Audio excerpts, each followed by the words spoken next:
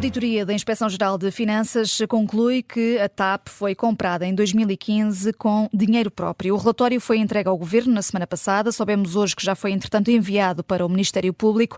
O Ministro das Finanças, aliás, o Ministro das Infraestruturas, Miguel Pinto Luz, à época Secretário de Estado e peça central na condução deste processo de privatização, está agora debaixo de fogo da oposição. Para tirar temas, temos frente a frente Bruno Aragão, coordenador do PS na Comissão de Inquérito à TAP, e o deputado Mário Amorim Lopes, da Iniciativa Liberal. Bem-vindos. Começando por si, Bruno Aragão, Miguel Pinto Luz tem condições para continuar à frente deste segundo processo de privatização agora enquanto Ministro?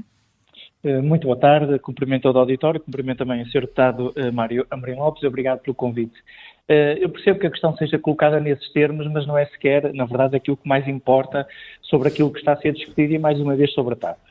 Mas respondendo diretamente à sua questão, porque eu percebo, nós sempre entendemos que o Sr. Ministro, já na altura Secretário de Estado, tinha, enfim, estado associado a um processo que levantava seríssimas dúvidas, que a Comissão de Inquérito escalpelizou ao limite e que, aliás, dá origem a este relatório, que resulta, e é bom recordar isso, da recomendação número 16, página 185, do relatório da Comissão de Inquérito, um relatório que o Partido Socialista defendeu no seu todo, enfim, sozinho. Mesmo esta recomendação, que agora origina esta notícia e este relatório, não foi aprovada por unanimidade. Portanto, mesmo esta levantou algumas dúvidas.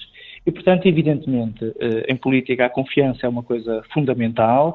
O Sr. Primeiro-Ministro, o Sr. Ministro avaliarão as suas próprias condições, mas acho que é legítimo que os outros partidos exijam que um processo desta importância para a empresa e para o país seja conduzido com o máximo de condições possíveis, também da parte dos seus intervenientes.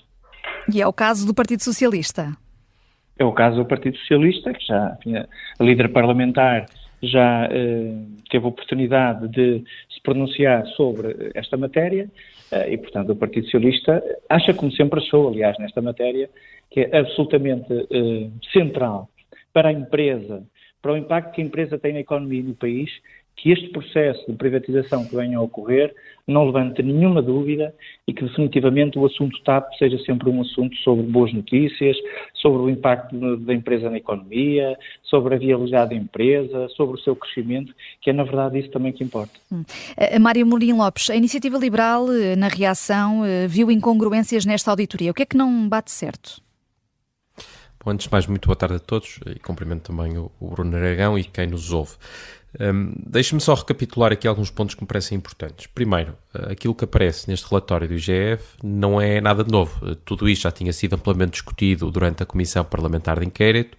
Já na altura se questionava se de facto poderia ter sido usada a posição na Airbus para facilitar este negócio e, portanto, o relatório em si não traz aqui nada de que seja particularmente novo. Também o segundo ponto tem que ver com se de facto há aqui uma questão judicial ou não.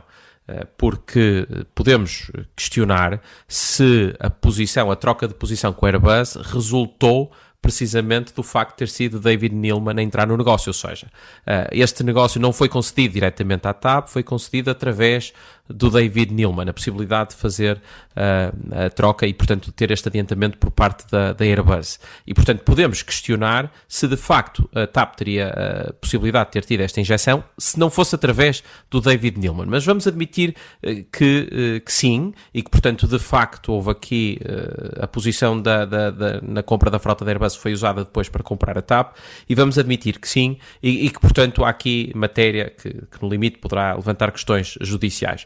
Se isso é verdade, e portanto, se David Neeleman comprou a TAP com recurso a este dinheiro, ainda mais surpreendente é que depois, 2 anos a seguir, em 2017, quando o governo de António Costa deseja voltar a recuperar a sua posição, a posição do Estado na TAP, comece a precisamente pagar por essa posição, sendo que em 2020, 2020, quando de facto se concretiza e termina a nacionalização, o Estado português paga 55 milhões de euros aos acionistas da TAP. Portanto, se é verdade e se o Partido Socialista agora acusa de que a TAP, na sua privatização, recorreu-se a dinheiro da própria empresa para o realizar, então, com base em quê? É que depois, em 2020, ainda vai pagar a acionistas, quando por toda a Europa fora os acionistas de companhias aéreas estavam precisamente a registrar enormes perdas por causa da pandemia, eis que os acionistas da TAP conseguem sair com 55 milhões de euros. Isto nunca ficou esclarecido. Daquilo que resultou da CPI, nós não sabemos porque o racional deste valor, porque 55 milhões de euros, porque não 5, porque não 500, mas sabemos que foi pago de facto 55 milhões de euros. E portanto essa questão também importa responder. Porque é que foram pagos então 55 milhões de euros aos acionistas se eles nem sequer entraram com dinheiro próprio para comprar a empresa? Bruno Aragão. Sim. Porquê é que o governo do PS pagou 55 milhões de euros à luz dos factos que agora conhecemos? Eu acho engraçado porque acho que há aqui uma tremenda confusão entre fases e processos e muito me espanta que a Iniciativa Liberal tenha necessidade, para não falar deste processo de 2015, falar do processo de 2020, sobre o qual eu posso falar também com toda a abertura, porque eles são processos que não têm rigorosamente nada a ver. Este relatório não surge porque o Partido Socialista resolveu trazer dados novos, que aliás já estão todos, do ponto de vista político, no relatório da Comissão de Inquérito. Há uma entidade independente, o IGF, que tem ou torna público um relatório que entende enviar para o Ministério Público para que se averigue se há ou não matéria criminal, porque a matéria política, essa sim, está absolutamente esclarecida. E, portanto, não há aqui nenhum esforço do Partido Socialista para novamente recuperar este tema, mas como é evidente, sobretudo para quem também, como eu, esteve numa comissão de inquérito que foi muito escrutinada, não deixa de fazer jus ao trabalho que fizemos, todos os deputados nessa altura, e que mostra como as comissões de inquérito também produzem recomendações que depois permitem esclarecer muitas matérias, mesmo que tenha passado algum tempo e que as coisas pareçam um pouco distantes. Os 55 milhões que surgem depois, em 2020, são misturados agora em alguma narrativa com o processo de 2015, quando não têm rigorosamente nada a ver uma coisa com a outra. Em 2020, a TAP estava numa situação de agonia iminente e o Estado tinha que tomar uma de duas decisões. Ou entendia que a empresa era estruturante para o país e para a economia e, portanto, segurava a empresa, ou deixava cair a empresa, entendendo que não era relevante. Em qualquer dos casos, eu volto a frisar nesta questão, em qualquer dos casos, o Estado teria sempre um esforço financeiro tremendo. Portanto, a ideia de que, caindo, não haveria problema nenhum, é um disparate completo na análise deste processo. De onde é que resultam os 55 milhões? Quando o Estado resolve injetar dinheiro na TAP no ano 2020, eu recordo que nesse ano a TAP teve mais de 1,2 mil milhões de prejuízo, sendo esse primeiro ano da pandemia, os acionistas privados não votam favoravelmente e, portanto, o Estado não consegue entrar no capital da empresa e, por essa via, procurar salvar a empresa. Porquê? Porque essa entrada, naturalmente, diluiria o capital dos privados. E, portanto, o Estado tinha duas alternativas. Ou fazia um processo de nacionalização, ou fazia um processo de negociação com os privados. Qual era a diferença entre um e outro? O processo de nacionalização requer tempo que a TAP não tinha, como é evidente, como todos percebem, e o processo de negociação obriga a que se chegue a um acordo com os acionistas. E esse acordo resulta porque os acionistas não quiseram que o Estado entrasse de uma outra forma. Não haja aqui dúvida nenhuma sobre isso. Aliás, os acionistas tinham até uma proposta, o Sr. Neumann, de que o Estado pudesse entrar, com a concessão de garantias e contra-garantias, e, portanto, que o Estado voltasse, de alguma forma, a suportar, através de empréstimos e de garantias, a posição dos acionistas e viabilizasse a TAP assim, com valores que eram muito inferiores àqueles que depois se mostrou que a TAP evidentemente precisaria. Eu acho que é discutível politicamente, como é evidente, se este era o caminho ou se o caminho era deixar cair a empresa. Sim, até tendo em conta... Da parte dos outros partidos. A questão não é essa. A questão é se, quando se toma uma determinada decisão, ela foi legal, bem feita, corretamente, ainda que politicamente a opção possa ser outra. é exatamente o que está em causa. Em 2020, quando discutimos os 55 milhões, se aquilo que se fez foi corretamente feito, ainda que a opção política de outros pudesse ser diferente, e o mesmo se coloca em 2015, quando aquilo que se fez, e que agora, enfim, uma entidade independente entende que pode haver ou não, agora, enfim, os tribunais dirão matéria criminal, se foi bem feito na altura, se foi correto, se fez sentido ou não, se foi bom para a empresa, naquele caso, e para o próprio Estado, que deixou de ser acionista naquela altura. É só essa a questão que nós estamos aqui a discutir. Portanto, não nota aqui nenhuma incongruência, é isso que é suscitado pela Iniciativa Liberal, das dúvidas do Partido Socialista em torno do processo de privatização e esta conclusão de que a TAP foi comprada por um consórcio privado com recurso a capitais da própria TAP, para, apesar dessas considerações, vir depois a nacionalizar e pagar a esses mesmos empresários pela posição que detinham na companhia aérea portuguesa. Não, o que eu não compreendo não é que a Iniciativa Liberal entenda discutir os 55 milhões e a forma como o governo do Partido Socialista conduziu aquele processo. Eu acho legítimo, é a liberdade da Iniciativa Liberal. O que eu não percebo é porque é que a Iniciativa Liberal, sobre um relatório do IGF, de um processo específico, concreto, de todo o dossiê TAP, que tem várias etapas, processos muito diferentes, todos muito complexos, tem necessidade de, enfim, para não entrar talvez na discussão desta questão, vir buscar uma outra que é completamente diferente e que não tem nada a ver. Isso não, é que eu não relacionado. É isso, Mário Amorim Lopes? Pretende a Iniciativa Liberal fugir à discussão do relatório? Claro, obviamente, há aqui uma ligação entre os dois eventos. Primeiro, não temos nenhum problema com a discussão do relatório e se de facto existir responsabilidade política, se tiver havido aqui consciência de que a empresa estava a ser adquirida com os recursos próprios e se isso naturalmente levantar algum litígio, nós iremos pedir responsabilização política e não temos nenhum problema, pelo contrário, seremos dos primeiros a pedir essa responsabilização política e terão de cair os ministros que caírem. Aliás, se há coisa que nós fazemos, a nossa forma de estar na política é a da responsabilização dos seus intervenientes e dos interlocutores políticos. Ao contrário do Partido Socialista, como bem sabemos, tem um lastro histórico de, primeiro que consiga sacar consequências e responsabilidades, enfim, os ministros eternizam-se nas pastas. Agora, sobre a questão dos eventos estarem relacionados. Naturalmente que os eventos estão relacionados. Primeiro, porque temos aqui uma empresa pública, deixou de ser pública, voltou a ser pública no centro e que já, enfim, deu origem a um sem fim número de casos. Ora, foram os 1.000 milhões que foram perdidos com a compra da Varig Manutenção em 2008, aí já nessa altura tivemos quase numa falência técnica. Aliás, é bom recordar que a TAP desde 2009 até 2020 só teve um ano em que não teve prejuízos, que foi em 2017, teve 21 milhões de euros de lucro, que de resto foram sempre na ordem das dezenas e nas centenas de milhões de euros de prejuízo, e portanto tudo isto não é de agora, e a TAP está aqui no centro da atenção. Agora, o que é que acontece de facto em 2015? Vamos admitir que sim, que é totalmente verdade que de facto David Neeleman comprou a empresa com os recursos da sua própria empresa, e portanto isso confere aqui um ilícito.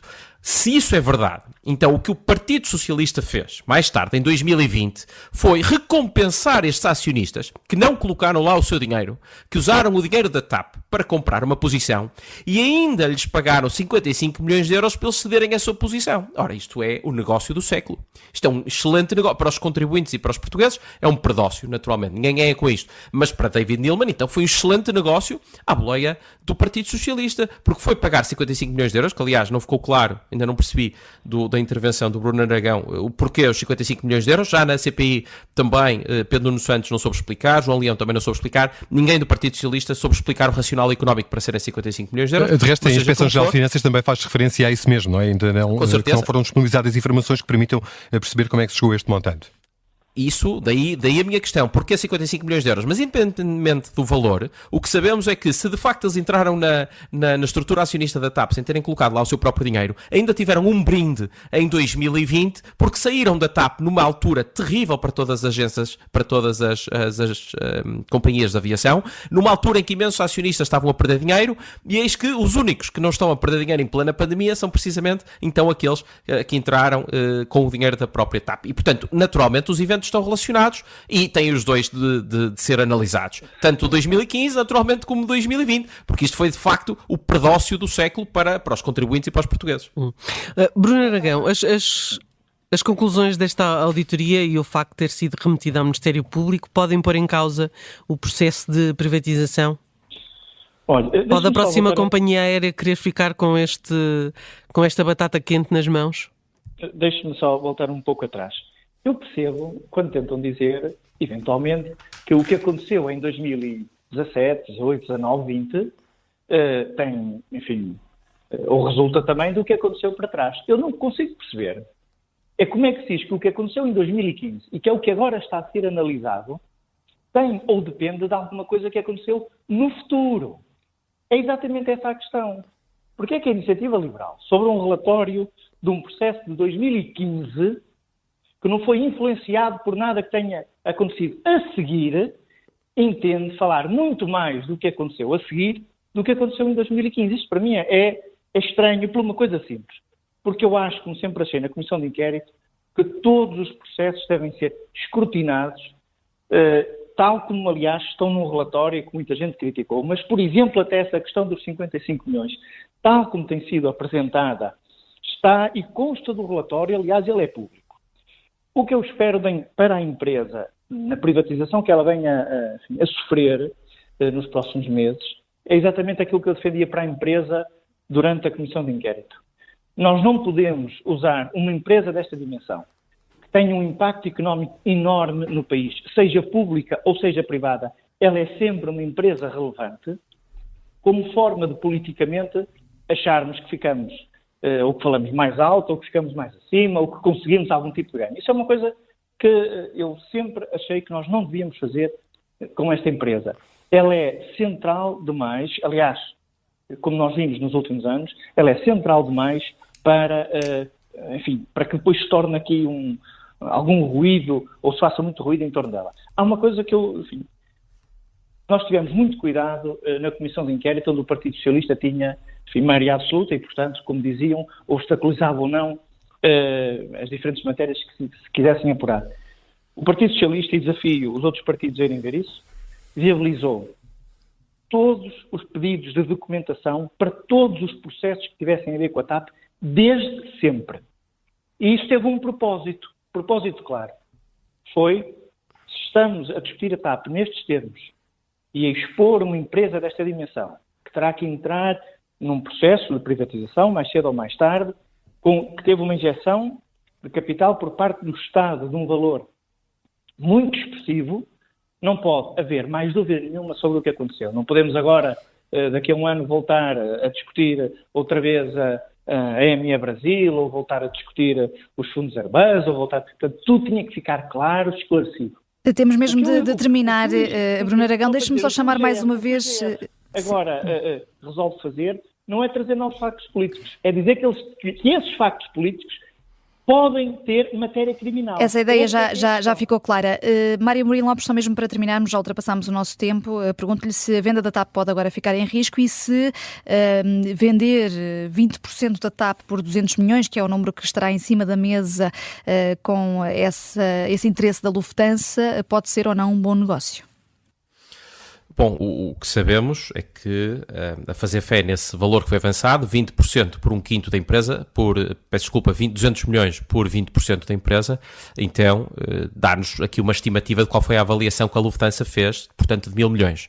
Ora, 1.000 milhões é menos de 1/3 daquilo que os contribuintes portugueses, grande parte dos quais nem sequer usa a TAP, foi forçada a injetar numa companhia que é historicamente deficitária e que, portanto, enfim, já há muitos anos que tinha capitais próprios negativos, o que chamamos a isto uma insolvência. É uma empresa que está insolvente, que se pegarem todos os seus ativos nas frotas, nos slots e os vender, não chega para pagar todas as suas dívidas, ainda tinha lá de colocar 600 milhões de euros. Portanto, este negócio mostra que o dinheiro nunca será recuperado, estes 3.200 milhões. Aliás, os últimos lucros que a TAP registou, mesmo no último semestre, foram de 400 mil euros. 400 mil euros não chega para pagar 1/10 da indemnização que nós devemos à ex-CEO, que também a sua demissão esteve envolta num processo político. E isto para não falar da questão também da Alexandra Reis. E, portanto, os casos na TAP vão-se avolumando desde sempre. E isto eu acho que a lição que nós podemos tirar daqui, e a grande preocupação da Iniciativa Liberal, e agora respondendo até diretamente aqui uma interpelação do Bruno Aragão, é escrutinar, independentemente de quem é o ator político, se é o PS ou o PSD. Naturalmente que ao PS agora interessa falar deste assunto em 2015, porque só envolve o PSD. A nós interessa-nos olhar para a empresa como um todo. E o que nós vemos, e esta é a lição que nós podemos retirar, é o que acontece quando o Estado e quando políticos se colocam a gerir empresas para as quais não estão minimamente preparados ou não são minimamente competentes. E depois, naturalmente, este conflito de interesses permanente que existe e estas portas giratórias acabam por redundar nisto. E, portanto, temos o resultado que temos, uma empresa que foi sempre historicamente em falência e que os contribuintes foram obrigados a intervir nela. Chegamos ao fim deste Tira-Teimas. Mário Amorim Lopes, da Iniciativa Liberal, Bruno Aragão, do PS, agradecemos a vossa presença neste debate. Obrigado. Muito obrigado.